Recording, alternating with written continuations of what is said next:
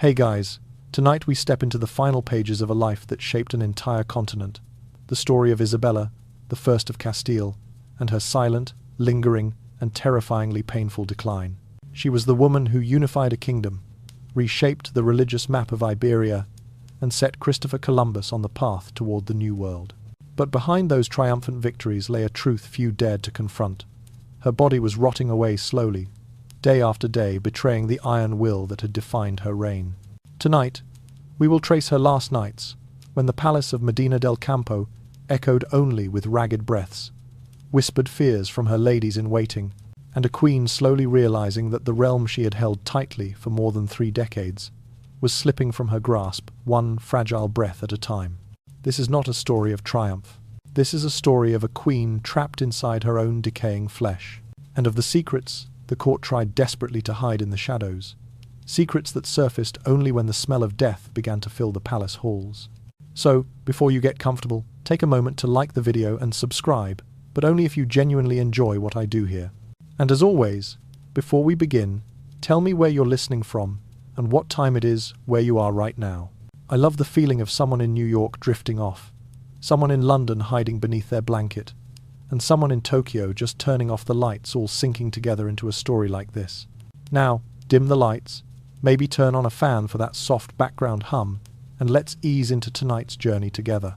The death of Isabella of Castile was not a brief or gentle moment. It was a stretched, heavy tragedy, slow enough to feel endless, dark enough to mirror the empire she had built with such fierce resolve. The woman who had unified Spain, toppled the kingdom of Granada, funded the voyage that reshaped the fate of continents, reformed the army, initiated religious purges, and lifted the House of Trastamara to the height of its power, now lay in a dim chamber, exhausted, strangled by the very body that had once carried a monarchy on its back. The story opens with the image of a queen, before whom nobles, popes, and soldiers once bowed, now reduced to a still figure on a bed, her abdomen swollen from infection, her organs inflamed, failing one after another. Her mind remained awake, painfully so, but her body had begun its betrayal. Before approaching death, Isabella's life appeared like 2 sides of the same worn coin. One side forged from politics and triumph, the other from pain, weariness, and the quiet erosion of flesh. From the year 1474 to the year 1504, she stood at the center of Europe's shifting storms. But every triumph carried its shadow. The expulsions, the forced conversions, the relentless examinations of faith, all justified under the banner of divine protection, left scars not only on the land but on her legacy. Chroniclers remembered her as a tempest wrapped in royal silk, a sovereign whose piety and severity were bound so tightly together that neither could be separated from the other. To some, she was a saint of iron; to others, a queen whose mercy was often indistinguishable from judgment. Yet beneath that spiritual armor lay a body stretched beyond its limits. 8 pregnancies, multiple miscarriages, and years of extreme religious austerity had drained her strength from within. The earliest signs of illness were soft, almost dismissible: a tug of discomfort in the lower belly, a fatigue that clung to her limbs, fevers that simmered quietly through the night. But Isabella treated physical suffering as no more than divine testing. Because she endured without complaint, the illness burrowed deeper, becoming an invisible siege waged inside her abdomen. Modern medical historians would call it a severe pelvic infection, likely an abscess of the uterus or bowel, smouldering over years. But in her own era, such pain was dismissed as inner heat, blocked vapors, or humors out of balance. And from this misunderstanding, the last 11 months of Isabella's life began, months filled with fever, swelling, aching pressure, and the slow unthreading of a woman who had lived too fiercely, too relentlessly, for the throne she guarded. As the months passed, the discomfort sharpened. There were evenings when she paused mid-step, pressing her hand against her lower stomach, waiting for the jolt of pain to ease enough for her to continue. Her ladies-in-waiting noticed the moments she swayed while rising, the tremor in her hands, the way her breathing tightened after long hours of counsel. But Isabella brushed away their concern. Age, she insisted. Fatigue, nothing more. And yet even she could feel the quiet shift. Something inside her growing heavier, hotter, more insistent. Her faith once strengthened her, but now it kept her chained to a belief that endurance alone could heal the body. She continued working through nights when fever glazed her vision, signing documents with fingers that trembled softly against the parchment. She refused rest, refused retreat, refused to admit the truth forming beneath her ribs. The infection advanced with the patience of a tide. Day by day, it thickened within her, turning each breath into a task, each movement into a negotiation between will and pain. Her abdomen began to swell, subtly at first, then unmistakably. What had been dismissed as age or exhaustion revealed itself as something deeper, something that no prayer, no ritual, no political strength could command. Thus, the final year of Isabella's life unfolded a slow collapse, wrapped in royal sheets, a queen slipping inch by inch into the shadows of her own failing flesh. The woman who once commanded armies now struggled against an unseen enemy growing inside her, an enemy she could neither confront nor conquer. And as her body weakened, the weight of her reign, its triumphs, its cruelties, its burdens pressed closer, like a long and heavy dusk, settling over the last days of a monarch who had lived her life in unyielding light. To understand her decline, one must look back at the strength that first lifted Isabella to the throne. She was not the kind of queen who remained behind veils or watched from balconies. She had ridden with troops, braced herself against the cold on winter campaigns, and walked through plague camps without hesitation or fear of infection. But the resilience that made her formidable also carved deep marks into her flesh. A terrible fever in the year 1491, during the campaign for Granada, offered the first warning of what was to come. An inflamed lower belly, a sharp pain twisting through the womb, a quiet dread settling over the encampment. Though she recovered outwardly, something inside her had been damaged in ways no physician of her age could mend. A decade later, the pain returned sharper, heavier, no longer content to hide beneath the surface. Isabella began to feel a weight in her abdomen, a heaviness that made each breath shorter than the last. A pulse of pain travelled from her lower belly to her chest whenever she rose from a chair. She concealed every symptom, fearing the political consequences of weakness, fearing even more the judgment in her husband Ferdinand's eyes. But when night settled over the palace and the corridors darkened, her ladies witnessed what she refused to admit. Her hands trembled when she undressed. Sweat clung to her temples. Bent over with pain, she pressed her palms into her thighs, breathing slowly, as if trying to keep something inside her from tearing free. The confessor told her it was a holy trial, placed upon her spirit to cleanse it. The physicians prescribed herbs to balance her humours, steaming baths to draw out impurities, bloodletting to release heat, purgatives to clear the bowels.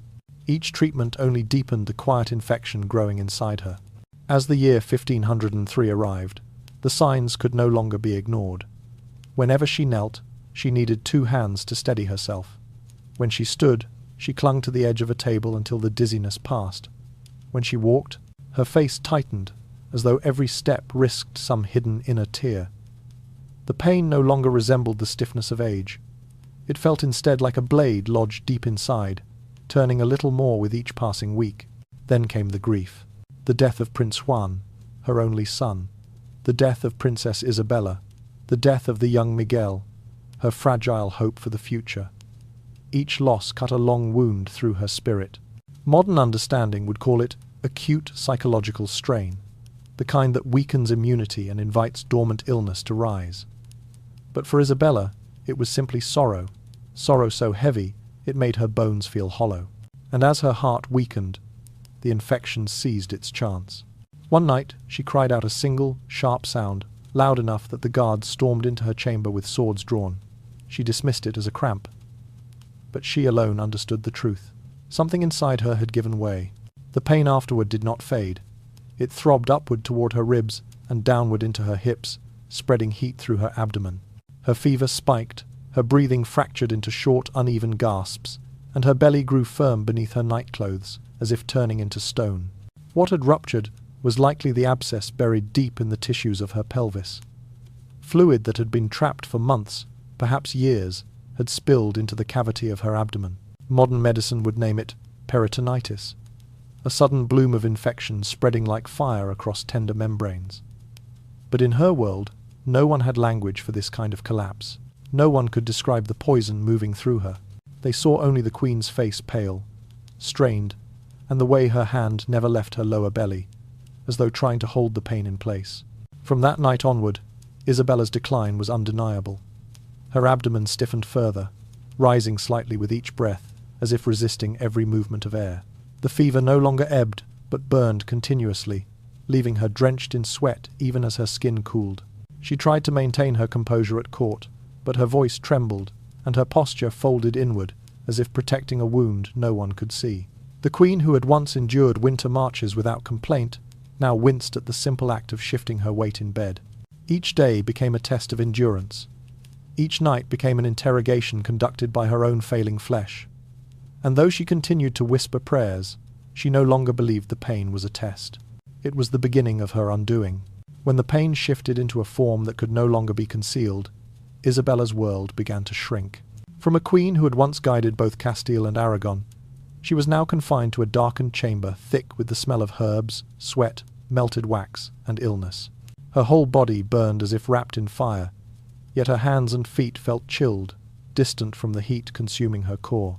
Her abdomen had swollen severely, and even the lightest touch made her gasp, as though the air itself pressed too hard against her skin. On her better days, the fever merely simmered. On the worse ones, it rose violently, flaring like a furnace beneath her ribs. The physicians, desperate and uncertain, multiplied their efforts. They cut veins to cool her humours, drained her bowels to purge toxins, and steamed her with fragrant herbs meant to soothe female ailments. But the more they treated her, the harder her belly became, tightening under their hands like wood. Pockets of trapped infection swelled beneath the surface, forming silent chambers of pressure and decay. Each time a physician's fingertips pressed even lightly against her abdomen, Isabella's breath hitched, and a soft, choked sound escaped her lips. The narrative makes it clear. Even water brought nausea. Her tongue carried a metallic bitterness. Her throat felt parched and stiff, and her breathing grew heavy and uneven, the way a soldier might breathe after a long, punishing battle. Beyond the walls of her chamber, the political world of Castile began to tremble. Ferdinand feared the loss of authority he had long balanced alongside her. Nobles whispered and shifted allegiances. Foreign ambassadors lingered in corridors, anxious to report the weakening pulse of the Castilian throne. But inside Isabella's darkened room, all these movements faded into insignificance. There, only the shallow rasp of her breath mattered, only the muted groans she tried to suppress, only the moments when she lay motionless with her eyes closed, looking as if she had already crossed into some quiet distance, but was pulled back by pain. The signs of septic shock arrived gradually, but unmistakably. Her heartbeat grew irregular, fluttering too fast, then slowing unpredictably. Her breathing quickened with little warning. Her skin took on a pale yellow cast, her lips drained of colour. At times, Isabella murmured the names of those who had long passed: Juan, Isabella, Miguel, as though expecting them to appear beside her bed. At other times, her mind returned to the fields around Granada, imagining the distant rumble of drums and the crackle of winter winds against the tents. But the most painful moments were those of clarity. When she understood she was dying slowly, not with dignity, not with quiet peace, but with the steady burn of an invisible fire beneath her ribs. Even then, she tried to hold on to the duties of a queen. She signed documents with shaking fingers. She dictated matters of succession, her voice broken and thin. She forced her thoughts into coherence, long enough to guide what future she could still shape. Each breath cost her more than the last, but she continued, unwilling to let go of the role she had carried for so many decades. Still, the illness did not relent. It only burrowed further, rising toward the diaphragm. The infection inflamed the tissues beneath it, making every breath scrape against unseen walls inside her. Lying flat became unbearable, pressing too much weight into the swollen cavity of her abdomen, and so she slept half upright, cradled by pillows, drifting in and out of restless dozing. Her ladies rearranged the cushions constantly, trying to find a position that eased even a fraction of her pain. Then another scent began to creep into the room, faint at first, then undeniable. It was the smell of decaying tissue, the sour and heavy odour of internal rot. Only those closest to her dared acknowledge it in hushed whispers after leaving her bedside. It was the sign no physician wished to speak aloud. But Isabella felt it too, sensed it as surely as she sensed the fever, as surely as she sensed her strength slipping day by day. And with that realization came the quiet, weary acceptance that nothing could be undone. Nothing could be reversed. Not the ruptured abscess, not the spreading infection, not the slow collapse of her organs beneath the hardened swell of her abdomen. In that darkened chamber, as the candles flickered and her breath thinned, Isabella of Castile began to understand that she had crossed a line from which there was no return. By mid-November, Isabella's body had transformed in ways no one could have imagined for a queen. Her abdomen swelled outward, stretched tight and rigid like wood. The skin pulled so thin it seemed almost translucent in the candlelight. The infection had flooded the entire cavity of her belly, inflaming every surface, pooling pockets of pus, pressing her organs into distorted shapes. Her temperature no longer rose and fell in waves, but held steady at a burning, relentless height, as though a furnace smouldered beneath her ribs. Each breath she drew was shallow, trembling, and uneven, edging painfully through lungs that could no longer expand without protest. The air in her chamber grew heavier by the day, a thick blend of fevered heat, leaking fluids, and the unmistakable scent of advancing illness.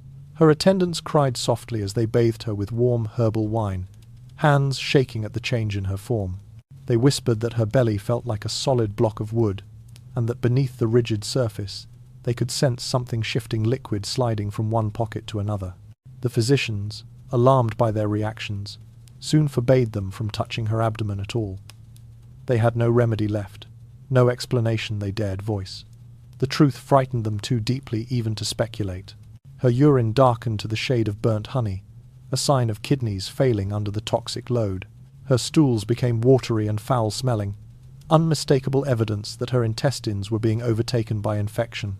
Chills seized her between bouts of sweating, violent shaking that rattled her teeth and pulled hard at the already inflamed tissues inside her.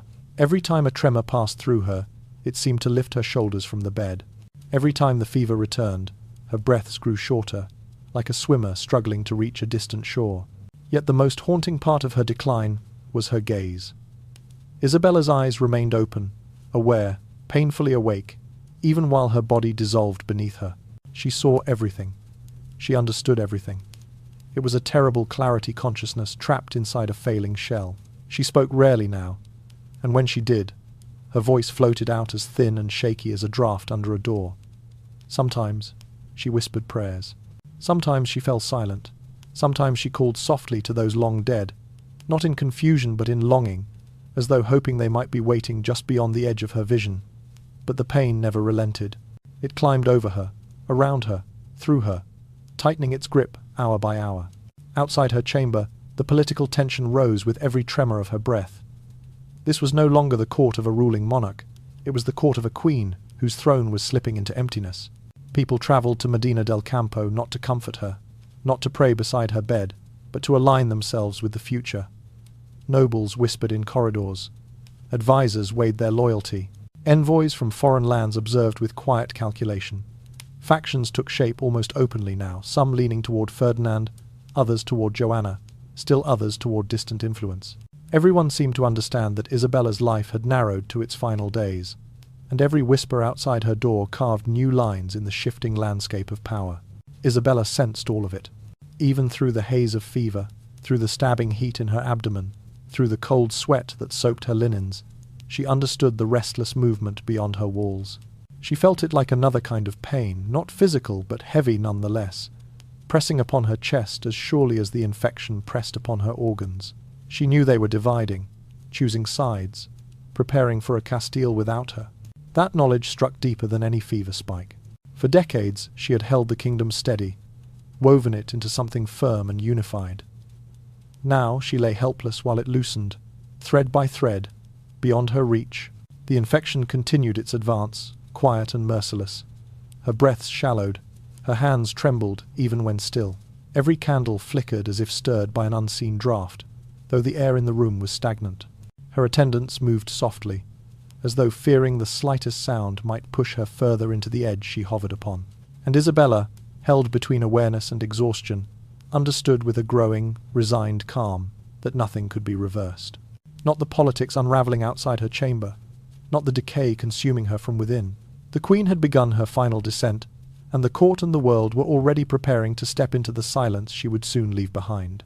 One night before dawn, Isabella tried to sit up to pray, but the moment she lifted her body even slightly, a sharp, Slicing pain tore through her abdomen. The cry that escaped her lips was thin but piercing, enough to wake the guards and send her ladies rushing to her side. She clutched her belly, her face drained of all colour, her breath cut short as though an invisible blade had twisted inside her. They lowered her carefully back onto the mattress, but something essential had shifted in that instant. From that moment onward, her breathing weakened noticeably, breaking into small, unsteady fragments like the flickering flame of an oil lamp about to gutter out. Somewhere deep within her, a rupture had occurred, almost certainly the abscess bursting entirely, and it pushed her body into the final, irreversible stage of septic collapse.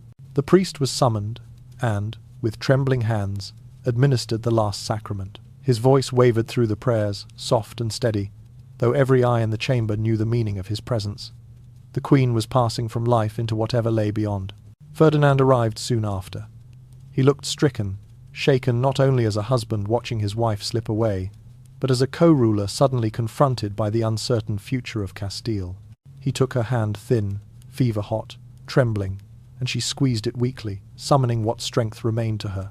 With a fading whisper, she reaffirmed the succession of Joanna, as if carving her final will into the air itself. It was the last declaration she would ever make, the last attempt to shape the kingdom that had consumed her life. And then, a little past midday, on the 26th day of November, in the year 1504, Isabella exhaled one long, wavering breath. Her chest rose only slightly, then fell, and did not rise again. Silence settled over the chamber, soft and abrupt. Her ladies wept behind their veils. The priest murmured the closing blessing. Ferdinand bowed his head, and though grief shadowed his face, a flicker of calculation crossed his eyes. Outside the bedroom door, the court was already shifting its weight, not toward mourning, but toward the scramble for power that inevitably follows the fall of a sovereign. Isabella's death did not bring the peace some had expected. Her body remained swollen, the skin tinged a grey-yellow pallor, the faint but undeniable scent of infection lingering in the air. The physicians hesitated at the thought of embalming her in the traditional manner. To open her abdomen would have revealed devastation so severe that even seasoned attendants might have recoiled. They refused. Instead, they anointed her with aromatic oils, rubbed her limbs with resin, layered her in spices and herbs meant to mask the odor rising from her decaying organs. But death is not easily hidden. Even wrapped tightly in cloth, even soaked in perfumes, her body continued its quiet surrender to decomposition. When the time came for her long journey to Granada, the city she had conquered in triumph just years before, her attendants lifted the shrouded form with great care, yet the weight felt changed, softened, as though the body within no longer held the firmness of life. The journey took days. Cold winds pressed against the procession, horses snorted in the early winter air, and beneath every layer of linen and resin, the slow breakdown of her body continued relentlessly. By the time they reached Granada, the wrappings were heavy with oil and spices, darkened in places, and damp where the internal decay had seeped outward. Those assigned to attend the bier kept a respectful distance, not out of disrespect, but from the unavoidable reality that the smell of death had grown too strong to ignore. Yet the funeral proceeded with solemn grandeur, banners raised, clergy chanting, nobles walking in grim silence. In the very city that symbolized her greatest victory, Isabella was laid to rest in the royal chapel she had helped envision.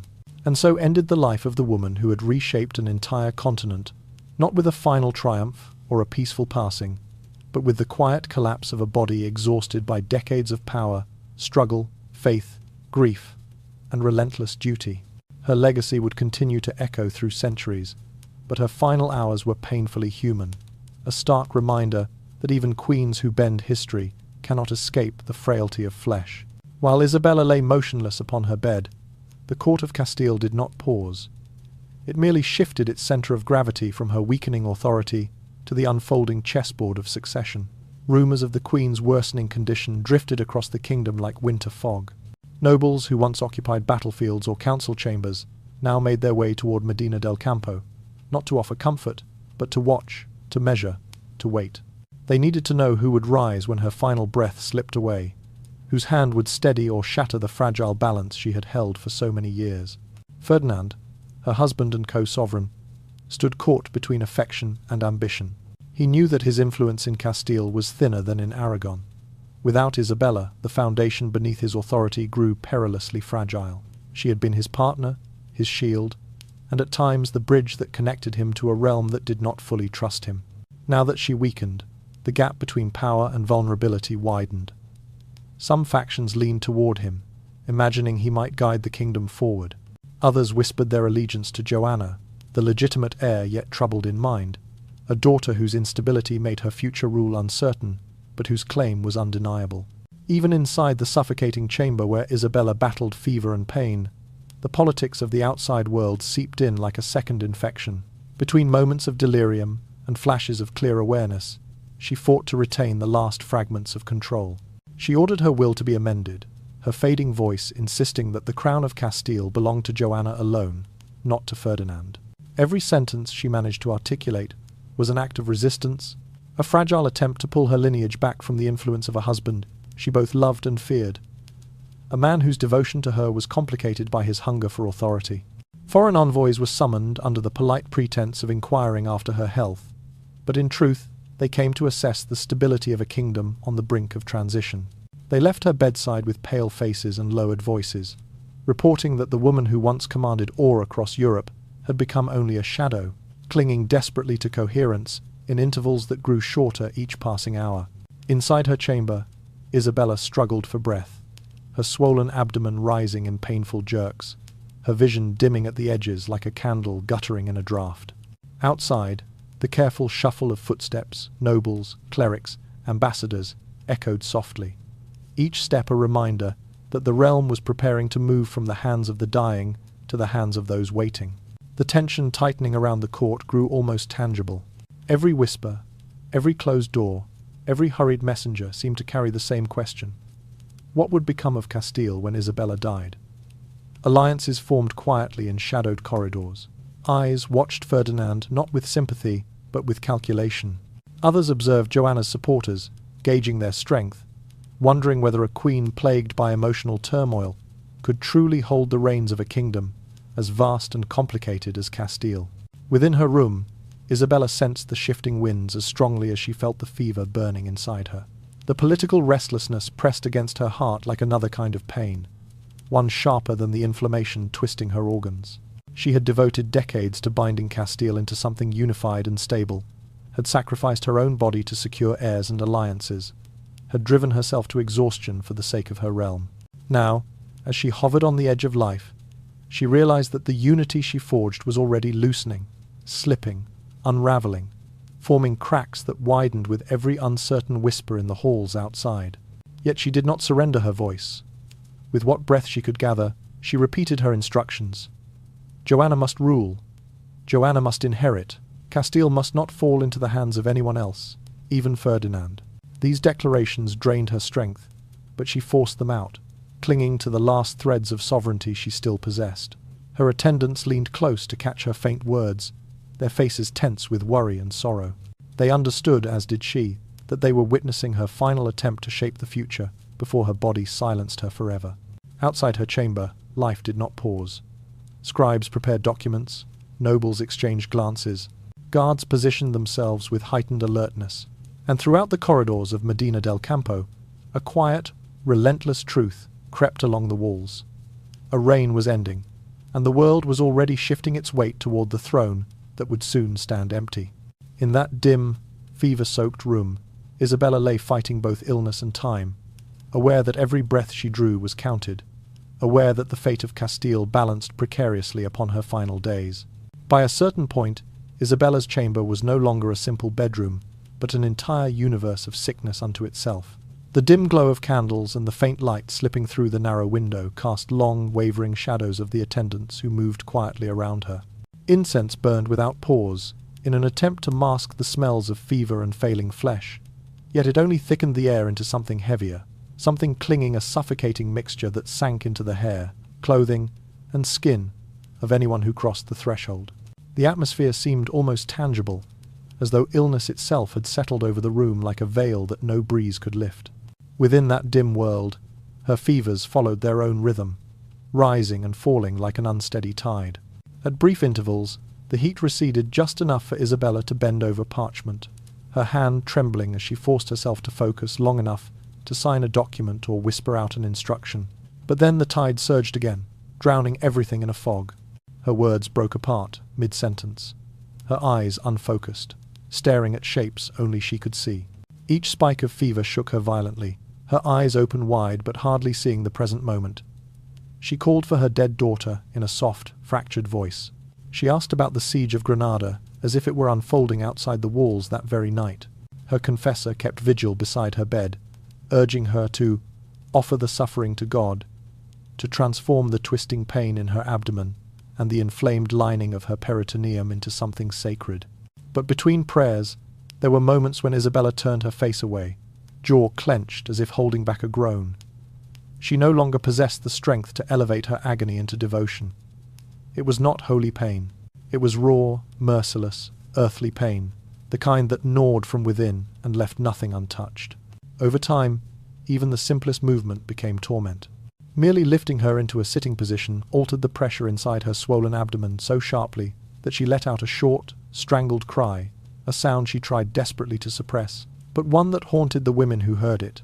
Her attendants faced an impossible choice. If they left her in one position, her limbs grew numb and her joints stiffened painfully. If they shifted her even slightly, they awakened the burning torment deep within her belly. Every adjustment felt like choosing between two cruelties. Her world compressed into a handful of shrinking details: the bed beneath her, the blankets tucked around her frail frame, the unsteady rhythm of her own breath, and the cool hand of someone holding hers when the pain peaked. She became acutely aware of the soft sobs her ladies tried to hide in the corners of the room. Everything else, the court, the military campaigns, the treaties, the distant lands across the ocean she had helped send explorers to, receded into faraway memories, unreachable now. The room's silence was broken only by her uneven breathing, the rustle of fabric when someone adjusted her pillow, or the whispered prayers recited beside her bed. Isabella's universe narrowed until only the immediate remained: pain, breath, shadow, and the quiet presence of those who refused to leave her side. She could no longer imagine the vastness of the empire she had shaped, nor the distant shores changed by her decisions. All of it lay beyond the walls of that suffocating chamber, as irrelevant as dreams to someone who could barely lift her head. In the stillness of those long nights, Isabella existed in a liminal space, neither fully in the world she had dominated, nor fully beyond it. The crown, the politics, the wars, the triumphs and devastations all had slipped from her grasp. What remained was a woman trapped in a body, unraveling from the inside, aware of every shift, every flare of heat, every whisper of movement within her failing organs. The queen, who had once commanded crowds and shaped nations, was now reduced to the quiet, breathless struggle of simply enduring the next moment. Her realm had shrunk to the size of her own suffering, and within that shrinking world, she lingered, suspended in the dim glow of candles, held between life and whatever waited in the darkness beyond. By the time the truth could no longer be softened, no one in Isabella's chamber could pretend otherwise. Her abdomen was not simply swollen, it was stretched tight, rounded and glossy. The skin pulled thin enough that the faint web of veins beneath became visible in the flickering candlelight. Anyone who touched it, even with the gentlest fingertips, felt the hardness beneath, rigid, unyielding, as if wood had formed under her flesh. Yet, beneath that wooden stillness, there was movement, a slow shifting of fluid, a quiet sloshing that made her ladies exchange frightened glances. What modern medicine now names inflammatory fluid, pus, and trapped gas spreading through the abdominal cavity was, in that age, spoken of only as internal rot, a phrase whispered with dread, and the sign of a death already entering the body. The smell in the room, once merely the scent of fevered sweat, thickened into a more complex, more disturbing layer. It became sour, heavy, almost sweet in a way that made the stomach tighten. It clung to the fabric of curtains, soaked into the wool blankets, and settled into the hair of anyone who tended her. Incense burned constantly, a veil of smoke twisting upward from brass dishes. Herbs smouldered, oils bubbled in small lamps. But every attempt to mask the odor only added new notes to it. Floral sweetness, tangled with sharpness, the perfume of sickness and spice struggling against each other until the air itself felt burdened by contradiction. The descriptions preserved from that time leave little ambiguity. Her stools turned watery and sharply foul. Her urine darkened to a deep, almost syrup-thick shade, then diminished day by day. Her kidneys, her intestines, her liver, all were buckling under the spread of infection. Her hands trembled, sometimes gently, sometimes in sudden spasms that startled the attendants standing nearby. Her mind drifted, sinking into confusion, then resurfacing with clarity that cut sharply through the haze. From a modern perspective, this was unmistakable sepsis, advancing into full multi-organ failure. But to the people of the 15th century, it was the rotting of the humours, the unravelling of the body under divine trial, a slow, creeping death carried out by imbalance and fate. Isabella herself sensed the truth with a lucidity sharper than any diagnosis. There were moments when she whispered, so softly her ladies had to lean close to hear, "I feel something dying inside me. Perhaps it is I." The words hovered between metaphor and confession, yet they were accurate in both senses. The body that had once borne children, endured campaigns, knelt in prayer through the coldest dawns, that same body was now folding inward, collapsing, revealing the reality shared by all mortals. No rank, no crown, no victory could delay what flesh is destined to become. Her dying, therefore, was not the peaceful passing of a monarch upon a cushioned throne. It was a slow decomposition witnessed in real time by those who had served her. Her ladies saw it in the pallor spreading across her skin, in the way her breath stuttered, then fought its way back, then weakened again. Her physicians saw it in the shifting colours of her excretions, in the diminishing pulse that flickered beneath parchment-thin skin. Ferdinand saw it, though he tried not to, each time he entered her chamber, and found her smaller, thinner, fading by degrees. And the foreign envoys caught only a glimpse, yet carried the memory back to their courts. A queen reduced, not by battle or betrayal, but by the quiet cruelty of her own failing flesh. The atmosphere inside her room grew heavier as the days passed. Every attendant moved softly, as though the slightest sound might hasten her decline. The candles stood lower with each night, their flames trembling like her own breaths. The fabric of her sheets rustled faintly whenever she shifted a sound that, in her last weeks, was rare and painfully slow. Even lifting her hand required effort. Even turning her head left her panting. Through all of it, Isabella remained aware. Aware of her pain. Aware of the rotting that no one dared name. Aware of the eyes upon her grieving, frightened, calculating. Aware of a kingdom beyond her door, already tightening around the question of succession. Aware that her body, once so resolute, was abandoning her one organ at a time. And in that awareness lay the final lesson of her life. Her death was not a symbol of triumph, nor a moment of peace. It was a reminder carved into the dim air of Medina del Campo, that power bends nations, but it cannot bend the laws that govern flesh. Her final days were not majestic, they were honest, painfully so. The queen who had reshaped lands and faiths died as all humans do, slowly, irrevocably, and in the quiet shadow of her own mortality. By mid-November, Isabella lived almost entirely inside brief, fragile cycles of waking and drifting, as though her mind floated between two worlds and could no longer remain in either for long. When she surfaced into clarity, she clung to the duties she believed still belonged to her. She repeated the terms of her will, affirmed again and again that Joanna was the rightful heir to Castile, and pleaded softly for Ferdinand to protect the unity of the lands they had forged together. Each sentence she managed to form cost her dearly. Every breath was a battle. Every word pulled slowly from a body too weary to sustain it. Between these scattered islands of lucidity, she slipped back into fevered delirium. In those stretches she prayed urgently to the Virgin, speaking as though the Holy Mother stood beside her bed. She murmured to the dead, to her daughter, to her son, to those she had lost long before illness claimed her. At times, she said she could see light in the corners of the room, or hear voices whispering where no one stood. Her breathing grew raspy, shallow, punctuated by soft rattles. The swelling in her abdomen pressed upward against her diaphragm, weighing down her lungs until even the smallest inhalation dragged out in uneven, painful notes. One night, just before dawn, she tried once more to rise. It was the last ritual she wanted to complete, the final prayer she needed to offer while she still possessed the strength to sit. Her ladies, exhausted but determined, helped her lift her body from the mattress. And in that single motion, that brief attempt to straighten her back, a violent, searing pain tore through her.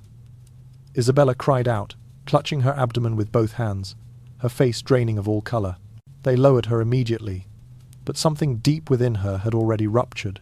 Perhaps it was the final pocket of pus giving way, or a loop of inflamed intestine breaking open under pressure. Whatever the source, the effect was unmistakable. From that moment forward, the course toward death could no longer be halted, not even for an hour. The priest was summoned. He arrived quickly, carrying the sacred oils and the gravity of the moment. In the hush of the dim chamber, he administered the last sacrament, his voice wavering slightly as he spoke the ancient words. Ferdinand entered soon after, no longer the strategist weighing alliances, but an aging husband standing beside the woman who had shaped his life and his reign. They spoke very little. Isabella no longer had breath enough for conversation. But the most important truth was repeated one final time. Joanna was the Queen of Castile. Morning crept into the room slowly. A faint grey light touching the curtains, the sheets, the pale hollow of Isabella's cheeks. Time seemed to stretch thinly, as though holding its breath along with the attendants who stood in the shadows. Her breathing grew softer, shallower, the small rise of her chest increasingly faint. And then, at midday, on the 26th day of November, in the year 1504, everything ended in quiet. Isabella exhaled once a long, trembling breath that seemed to gather the last of her strength, and her chest lifted barely, then fell and did not rise again. The silence that followed felt heavy, as though it settled over every stone of the palace. Her ladies wept softly, their shoulders shaking though they tried to remain composed. The priest whispered his final prayer, tracing a trembling cross in the air. Ferdinand bowed his head, and for a moment his face revealed his grief, the lines of loss, the weight of farewell. Yet beneath that, sorrow rested another expression, colder, focused, the look of a man who understood that from this moment onward, history would shift, and he must move with it. The court would not wait. Power would not wait. Castile would not wait. Outside the chamber, footsteps paused. Conversations faded. It was as if the entire fortress of Medina del Campo had drawn a single breath, and now held it, acknowledging the moment when an era ended.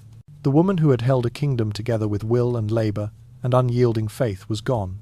The crown she had carried so fiercely lay suddenly ownerless, suspended between the past she shaped and the future she could no longer command. In that fragile, breathless quiet, even the walls seemed to understand. The queen who had bound Castile, reshaped Granada, and altered the destiny of continents would rule no more. Only the stillness remained, and the distant echo of a life that had kept a nation standing until her final, faltering breath. The death of Isabella did not bring the story to a close. Her body, marked by every consequence of the severe infection that had consumed her, remained at the centre of the final chapter. After her breathing ceased, many expected her form to soften, for the swollen abdomen to deflate, for the yellow-grey cast of her skin to settle into something gentler. But what unfolded was the opposite. Her belly stayed taut, stretched as if the flesh still fought against the pressure inside. Her skin kept its sickly hue, a muted blend of wax and ash, and the odour, once masked by the faint warmth of life, sharpened, growing clearer now that no breath stirred through her lungs to soften it. Physicians were summoned to begin the burial preparations. Traditionally, the bodies of monarchs were opened, cleansed, and treated from within before burial. But the thought of incising the abdomen of a queen whose organs had been ravaged by months, perhaps years, of infection made every surgeon pale. They could imagine too clearly what awaited them beneath the skin. Ruptured tissue, pooled pus, fluid that no ritual could purify. Even the most experienced among them hesitated. No one wanted to confront that sight, not out of disrespect, but because the horror would be almost unbearable. And so they chose another path. They tended only to the exterior. They bathed her with heavy oils, coated her limbs with resin, dusted spices across her skin, and wrapped her in layer after layer of fragrant cloth. The smell of decay was muted, but not erased. It remained beneath the perfumes, rising faintly, a reminder of what lay hidden under the ritual. The funeral procession itself was immense. Banners stretched high above the crowds. Knights in full armour rode solemnly beside clergy, reciting prayers. Nobles in dark fabrics followed with bowed heads. Citizens filled the streets, drawn by grief, curiosity, and the gravity of seeing the era of a formidable queen come to an end. Yet beneath the ceremony, beneath the hymns and incense, a quiet truth lingered. Spain had stepped into a period of uncertainty, and the decaying body of Isabella reflected the fragility of the order she had built. Even wrapped in dignity, even honoured with spectacle, her death mirrored the instability pressing in from all sides. The coffin containing her shrouded body was transported to Granada, the jewel she had taken in triumph, the city that had marked the final victory of Christianity over the Nasrid kingdom. But the journey was long, and the body, though wrapped and sealed, continued its natural surrender. Heat, movement, and the passing days accelerated the decay. By the time the procession reached the gates of Granada, the linens had grown heavy with oils and spices, darkened by seepage. The odours that escaped through the wrappings were unmistakable, drifting into the air despite every effort to contain them. Those tasked with tending the coffin stepped back when they could, not out of disrespect, but from necessity. The scent was simply too strong to stand near for long. Isabella was laid to rest in the royal chapel of Granada, a place that symbolized both triumph and sorrow. It was the city where she had celebrated the end of the Reconquista, where she had stood over the conquered citadel and claimed it as the crowning act of her reign. But it was also the city tied to expulsions, forced conversions, and the dispersion of entire communities whose lives were reshaped by her policies. Her burial there was fitting in its symmetry. Granada was the monument to her greatest accomplishment and the shadow of her harshest legacy. The story ends with a conclusion at once stark and sombre. Her reign had given birth to a unified Spain, binding Castile and Aragon into a force that would carry its influence across oceans. But it had also unleashed an age of suffering for Jews, expelled under the edict of the year 1492, for Muslims forced to convert or flee, for countless individuals persecuted under the weight of religious scrutiny. Her achievements shone brightly, but the shadows they cast were long, stretching across generations. And in the end, when the banners were lowered, when the prayers faded, when the myths that surrounded her began to soften with time, what remained was the image of a fevered body, a swollen abdomen ravaged by infection, a queen whose flesh succumbed to decay like any other mortal. It stood as a quiet reminder. Even those who reshape the world cannot escape the ancient truth, written into every human form, that all power, all will, all triumph, eventually return to the same fragile dust. The death of Isabella did not simply close the story of a single life. It opened a vast and unsettling vacuum of power that both Castile and Aragon felt immediately, almost instinctively, in the very first hours after she released her final breath, while her ladies wiped their tears, while the priest gently closed her eyes and whispered the last prayers over her cooling face. The corridors outside her chamber filled with footsteps, careful, hurried, deliberate, and unmistakably calculated. Some nobles moved quickly toward Ferdinand, offering loyalty before anyone else could claim that position. They spoke softly, reverently, urging him to preserve order, to maintain stability, as though the kingdom itself depended upon him stepping forward without hesitation. But there were others, more numerous, more anxious, and far more divided, who turned their attention toward Joanna, the rightful heir, whose shadow lingered heavily over every whispered conversation. Joanna was lawful queen by every measure of blood and law, yet her bouts of emotional instability made her succession both inevitable and uncertain. The court sensed opportunity and danger in equal measure, and factions formed almost instantly. One group pushed for Ferdinand to assume full regency, believing his experience and authority essential in a moment of crisis. Another, more principled or perhaps more wary, insisted that Joanna alone should rule, that her mother's will must be honoured without interference.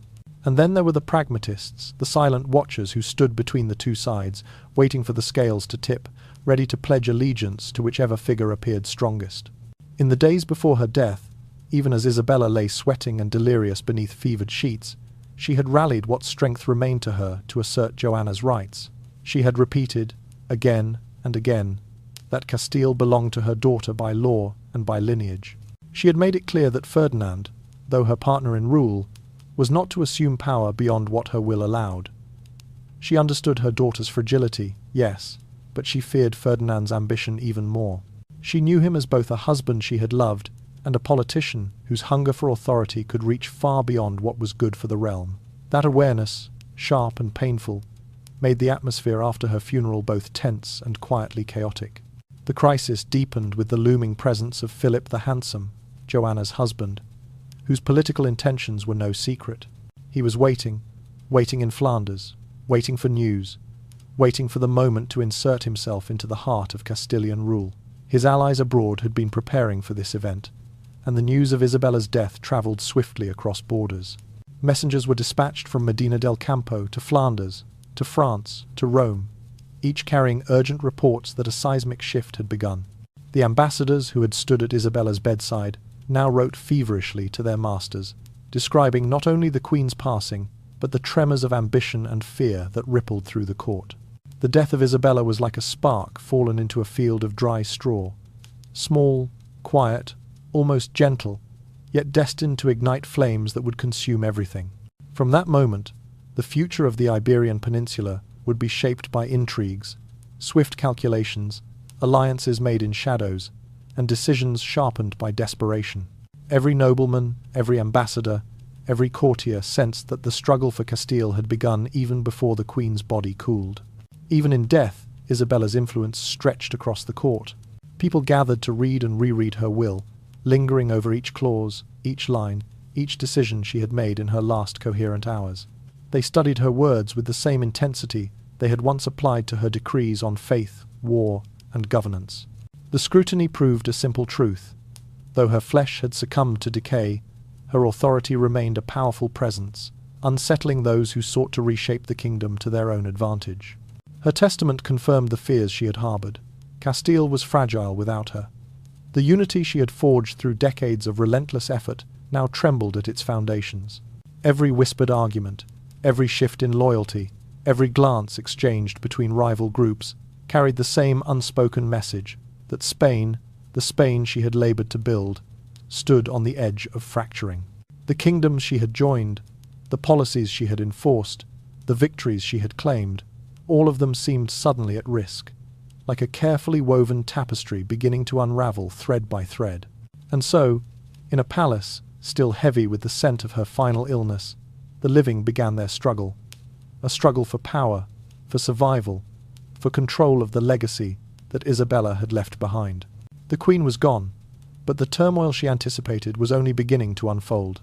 When her body was prepared for the journey to Granada, stories and murmurs began to take shape, as they always do when a great reign ends, weaving themselves into the fabric of memory through the whispers of common folk and the pens of chroniclers. Some remembered Isabella as a holy queen, a guardian of the faith, the steadfast hand that resisted the disorder of her age. Others saw her in an entirely different light, as the architect of exile, the force behind the suffering of the hundreds of thousands of Jews and Muslims driven from their homes or forced to abandon their religion under the weight of royal decree. What made these tales remarkable was not their contrast, but the fact that both versions existed side by side, even among those who had served her most intimately. The writings of her era describe a woman whose devotion to God was so fierce it bordered on obsession, and whose resolve was so unyielding that even the strongest nobles hesitated before crossing her will. There were moments when she seemed like a storm given human shape, cold, sweeping, unstoppable.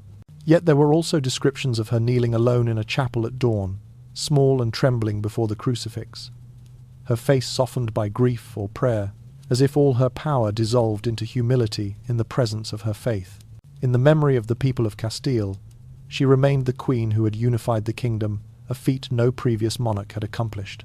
She was the one who held the fractured lands together, who steadied the crown through chaos and war, who forged a new political structure out of disorder. For many, she was the mother of Spain, a figure larger than mortality itself. But for those who had been expelled from their homes, stripped of property, or pursued by the Inquisition she authorized, her name bore a different meaning entirely. Not reverence, but sorrow. Not pride, but a wound carved into the long arc of history, a wound that would not heal for centuries. As the funeral procession moved from town to town, people knelt as it passed, making the sign of the cross, murmuring prayers into the cold air. Some wept openly, clutching beads or pressing their hands to their foreheads.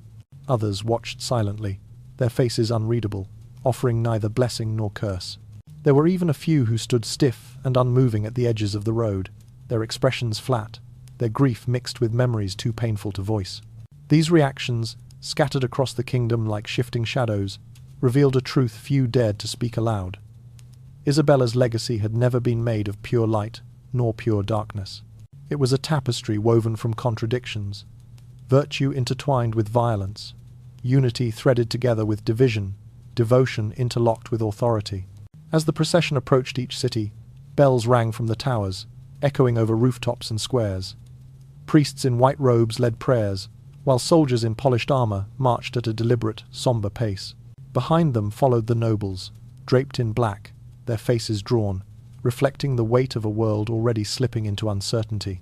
And behind them, the people, some leaning forward to catch a glimpse of the Queen's passage, others stepping back as if unsure whether to mourn or remain detached. Her body, hidden beneath layers of spices, oils, and heavy cloth, travelled like a vessel of double meaning, carrying both the memory of a nation's rise and the echo of its deepest suffering. The story emphasizes that even as Isabella's flesh deteriorated, even as the odor beneath the wrappings seeped through the layers of resin and herbs, the myths surrounding her began to breathe with renewed life. The tales of her reign, her victories, her decisions, and her cruelties rose like smoke from the slow fire of memory.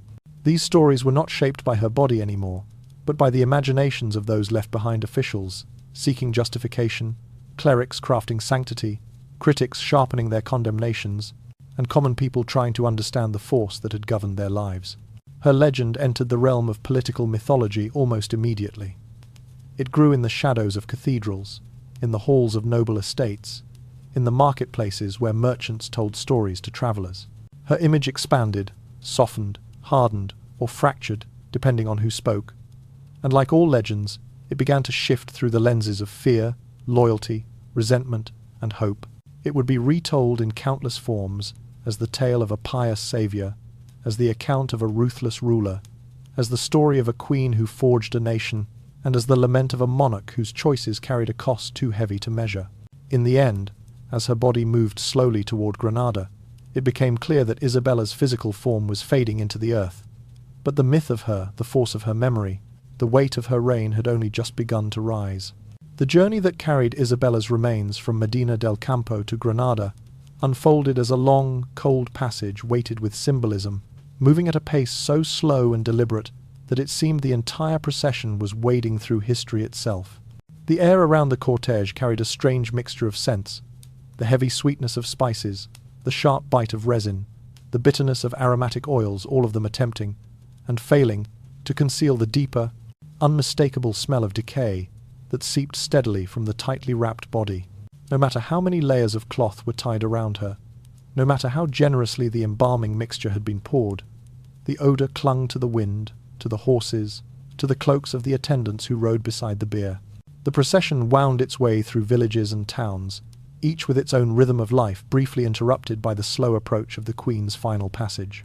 In every settlement, people dropped to their knees as the bier came into view, bowing their heads, clearing the road with a hush that spread like a ripple across the crowd. It was not only respect that moved them to kneel, but a haunting awareness that they were witnessing the end of an era. The Spain Isabella had shaped, unified by blood, by faith, and by her unyielding resolve, was now returning her body to the place she considered the most triumphant of her conquests: Granada. Granada, the last Muslim stronghold on the Iberian Peninsula, had been the crowning jewel of her campaigns, the victory she had pursued with relentless determination. Now, with slow and solemn steps, her corpse was being escorted back to the city she had torn from the hands of its last Nasrid ruler, as though destiny itself were folding her life into a perfect circle. For some, the journey felt like a final coronation. For others, it symbolized the heavy toll of her reign, the fractured religious landscape, the pain of expulsion, the unraveling political alliances left in her wake. By the time the cortege reached the outskirts of Granada, Isabella's remains had decayed further still. The oils and spices had soaked completely into the shrouds, making them stiff and dark, heavy with absorbed fluids. Even the most loyal attendants were forced to keep a measured distance, covering their faces discreetly with cloths, whispering prayers not only for the Queen but for themselves, as if by merely standing near her they were inhaling the last remnants of her suffering. Yet the rituals proceeded with unwavering splendor. The city prepared to receive her with a grandeur that matched the weight of her legacy. The royal chapel, commissioned by Isabella and Ferdinand as a monument to their reign, opened its doors to her like a final affirmation of the world she had created. Torches flickered against the stone, casting long shadows that danced across the carved walls. Clergy processed in solemn lines, chanting prayers that echoed through the vaulted chamber. Nobles stood in rigid silence, their faces unreadable as they watched the culmination of a reign that had reshaped a continent. Soldiers, polished and still, formed an honor guard, their presence a reminder of the wars she had commanded. In the quiet moment when her body was lowered into its resting place, the story conjures an image both intimate and vast. The vastness of a kingdom built on conquest and conviction, and the intimacy of a corpse reduced to the simple truth of mortality. The empire she had expanded, the one that reached across the peninsula and beyond the ocean through voyages she had funded, now concluded its narrative in a coffin, sealed tightly to contain the odor of decay. No ritual could extinguish. Her interment in Granada brought forth a paradox that lingered in the minds of all who attended. Here lay the queen, who had enforced unity with iron will, whose policies had altered the fates of Jews, Muslims, and Christians alike. The realm built beneath her rule had thrived and fractured in equal measure, and her death underscored the fragility of the very order she had imposed. Beneath the solemn chants and the cascading incense, beneath the heavy stone and the royal insignia, was a truth more profound than any decree she had ever written. All power, no matter how absolute, ends the same way in silence, in stillness, in the quiet collapse of flesh. And so, in the dimness of the royal chapel, with the scent of embalming spices lingering like a fading memory, Isabella's journey reached its end. The body the kingdom had relied upon for decades became a final lesson, gently laid into stone, that even those who shaped the world must one day surrender to the slow, inevitable unraveling of human form. After the funeral, the narrative drifts naturally toward the double-edged legacy Isabella left behind. Perhaps no other figure in the history of Spain carved such a lasting yet deeply divisive imprint. On one side of that legacy, she was the architect of unity, the person who brought Castile and Aragon into a partnership that would eventually solidify into the idea of a Spanish nation. Her reforms in finance, in military structure, and in administration laid the foundation for the prosperity that would support the Spanish Empire of the 16th century. For some, this was the dawn of a golden age, a moment when a patchwork of kingdoms finally began to breathe as a single entity. But on the other side, Isabella was the monarch who signed the edict expelling the Jews, a decree that forced tens of thousands into exile and shattered communities that had flourished for centuries. She was the sovereign who opened the door to forced conversions and persecutions of Muslims, reshaping the social fabric with policies that spread fear, suffering, and irreversible loss. Under her rule, the Inquisition became not merely a religious institution, but a weapon of statecraft, a force that pressed against the hearts and minds of entire populations. And she was the queen who financed Columbus, unleashing voyages that would ignite European conquest across the Americas. Conquests that would bring devastation to indigenous peoples, fuel the growth of the transatlantic slave trade, and entrench colonial systems that endured for centuries. Because of this, any attempt to evaluate Isabella's legacy becomes a kind of moral labyrinth. She cannot be described simply as great or cruel. She was both.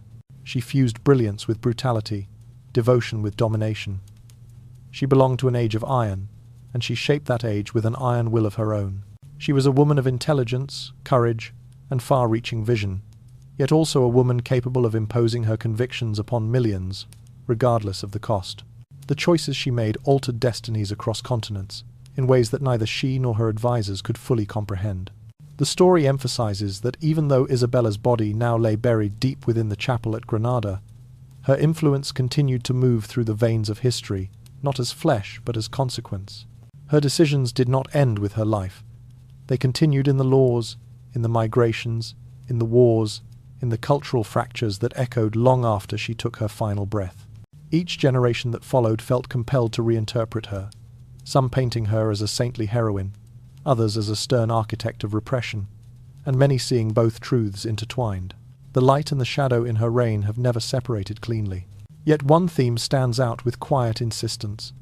The violent, lingering death Isabella endured serves as a metaphor for her dynasty itself. Her reign reached great heights, stretching across oceans and reshaping realms, but it also accumulated wounds deep, hidden wounds that would fester across generations. What she unified would later fracture. What she built with devotion would sometimes collapse beneath the weight of its contradictions. Her empire soared, but it also carried the seeds of suffering that would one day pull it downward. In the end, the slow internal rot that overtook her body mirrors the internal strains that would one day challenge the empire she helped create. Her death was not the swift extinguishing of a candle, but the long dimming of a torch held too tightly, for too long, by a queen whose strength had always been both a blessing and a burden. And as the narrative shifts from her final breaths toward the long arc of her legacy, it becomes clear that Isabella shaped Spain not only through triumphs etched into chronicles, but through decisions that would echo, unresolved, into the far future. Her life, her power, her death, all of them leave us with the same haunting truth, that greatness and suffering often walk together, bound by the same hand, and history remembers both. And now, as the story of Isabella comes to a close, we can let the heavy images fade softly into the dark, like a distant flame dimming little by little. That long journey, the fevers, the strained breaths, the political maneuvering, and the quiet decay of power, now becomes nothing more than a thin layer of mist drifting away in the night. You don't need to hold any of it anymore.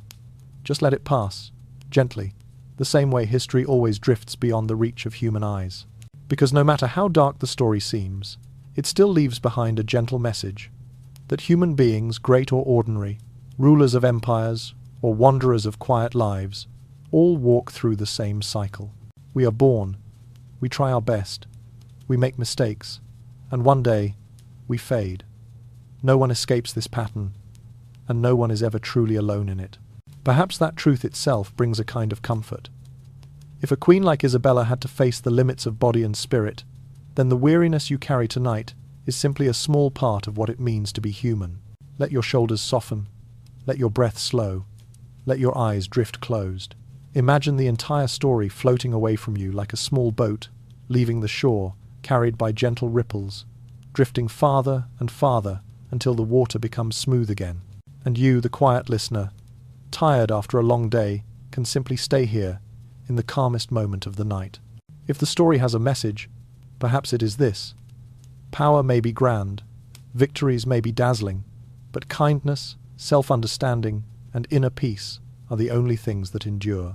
History remembers Isabella in both light and shadow, but you may choose a gentler path, one filled with peace, steadiness, and softness. And before you slip into sleep, I want to send you one small, delicate wish. May you sleep deeply, peacefully, beautifully.